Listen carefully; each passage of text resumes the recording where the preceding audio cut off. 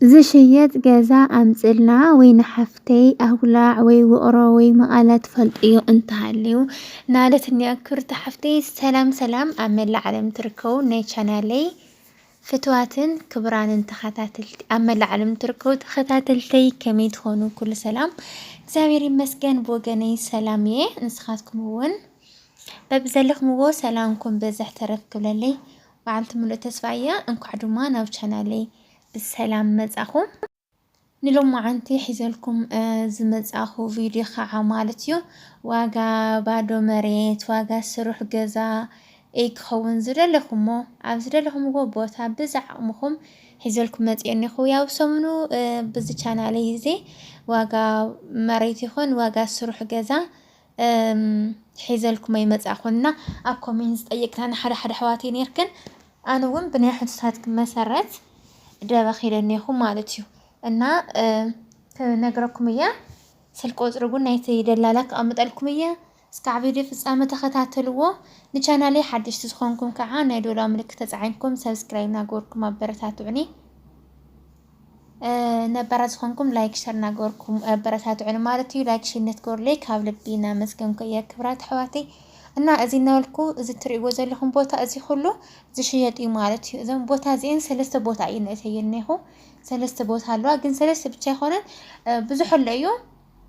እቲ ቦታ ንሱ ደግሞ ኩሉ አበይ ከም ዝኾነ ነግረኩም እያ ሰናይ ጻንሒት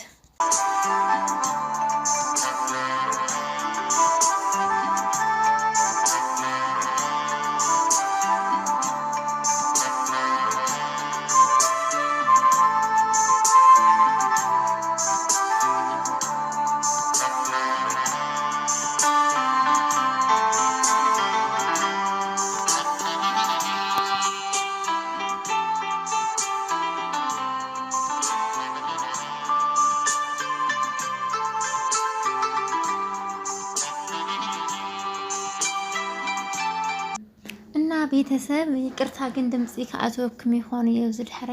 ቆርቆር ነገር እንይና ማይወቃለ ድምጽ ታአቶክም ይቅርታ እና ሎማ አንቲ ያው አብዓድ ግራት እንዲህ ነግረኩም ግን ማለት እዚ ትሪእዎ ዘለኹም ቦታታት አብዓድ ግራት እዩ ግን ናይት ደላላ ስልክ ቁጥር ሆኩም ካለሁ ዓድ ግራት ብቻ ይሆነን አመቀለ አብጉላዕ አውቅሮ አብዝደለኹም ጎ ከማጽልኩም ይኸልዩ ስልክ ቁጥሪ ክበኩም ሴቭ ጎርዎ ኢሞ ከመጸልኩም ይኸል ኢሞና ቴሌግራም ከመጸልኩም እዩ ደውልኩም አብዝደለኹም ቦታ ጠይቅዎ ማለት እዩ ሎማ አንተ ግን የዓድ ግራት ቦታ ክነግረኩም እና ብዙሕ ቦታ እዩ ሓደ ክልተ ሰለስተ ብቻ ይሆነን ብዙሕ ቦታ እዩ ከመመራጽ ክነግረኩም እዩ ዝደለኹም ወደሞ ትገዙ ትኸል ይኹም ማለት እዩ እና ማለት እዩ ክብራት አሕዋቴ 140 ካሬ አዋላኹ ዝተብሃለ 140 ካሬ ማለት እዩ አዋላኹ 2 ሚሊዮን ባዶ መሬት እዩ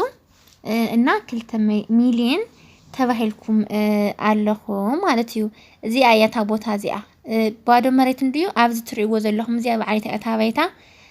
ኣብዚ ቦታ እዚ እዩ ማለት እዩ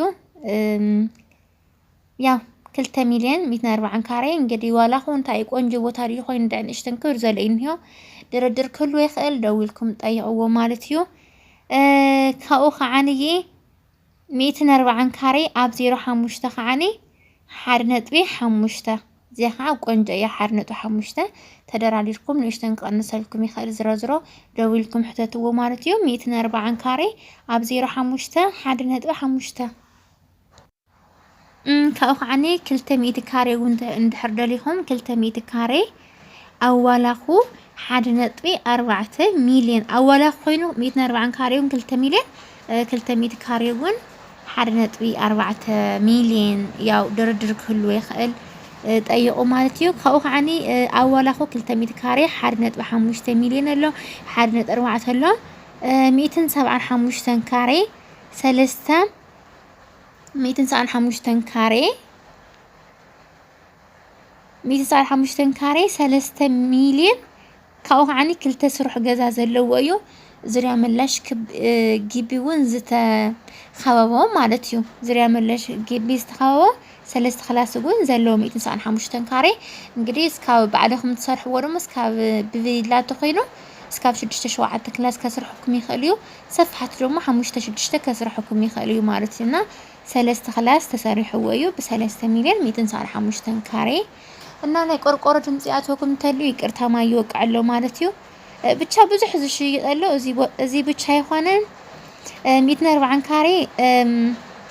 ቦታ ዓድግራት ዋላኹ 5 ሚልዮን ተባሂልኩም ኣለኹም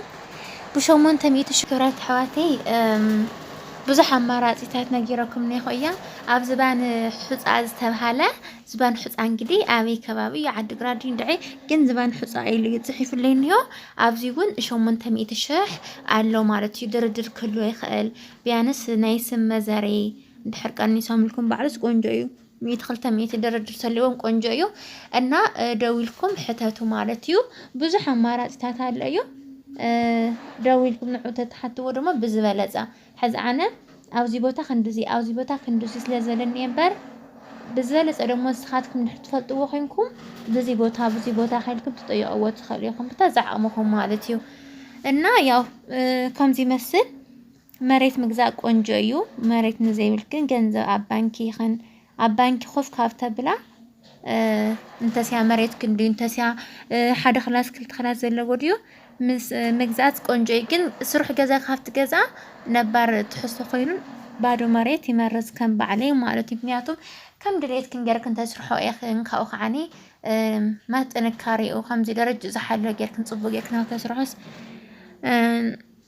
ባዶ መሬት የዝመርዝ ዝረዝሮ ምርጫ ናይ ባዕልተኸን እዩ ማለት እዩ ስልክ ቁጽሪ ከበክንያ أنا دق عبيت واي سلك قطري مالتيو 00 25 10 9 25 05 8 4 3 4 إلكم تدوروا تخليكم كده مالكم إياه مسكودي أو 00 25 10 9 تلومو كاو ويكعني نورمال يوتيوب أهونكم نتدوروا 0 9 25 05